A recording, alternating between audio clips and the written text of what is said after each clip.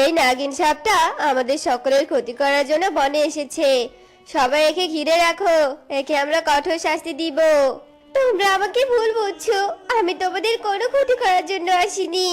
আমি এই বনে বাবা মায়ের সাথে ঘুরতে এসেছি। আমাকে ছেড়ে দাও দয়া করে, আমি পথ ভুলে এখানে চলে এসেছি।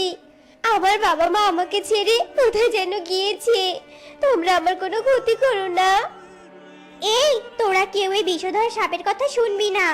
এই সাপ ছলনাময়ী। এ এখন বিপদে পড়েছে জন্য এমন করে কথা বলছে। বিশ্বাস করো, আমি সত্যি কথাই বলছি। এই তোমরা এই সাপকে ছাড়বে না। আমি জাদুকরকে ডেকে আনছি, আজ একে কঠোর শাস্তির ব্যবস্থা করব আমরা। এরপর কবুতর চলে যায় আর সাপ সুযোগ বুঝে সামনের দিকে ছুটতে থাকে।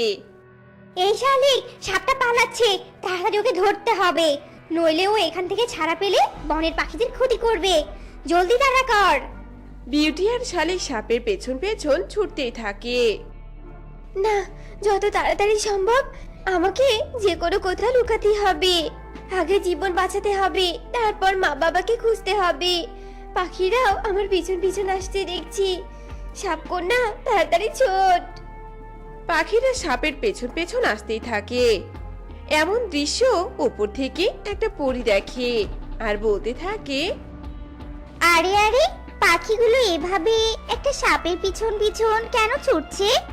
কি হয়েছে? সাপটাকে দেখে তো বেশ অসহায় মনে হচ্ছে। সাপটা কি কোনো ক্ষতি করেছে নাকি? না না, এসব পরে ভাবা যাবে, আগে সাপটাকে বাঁচাতে হবে।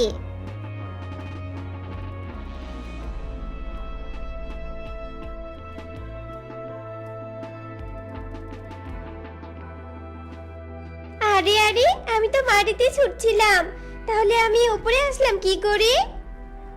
তুমি চিন্তা করো না, আমি পড়ি। আমি তোমাকে পাখিদের হাত থেকে বাঁচানোর জন্য উপরে নিয়ে এসেছি। আমি তোমাকে নিরাপদ জায়গায় নামিয়ে দিব।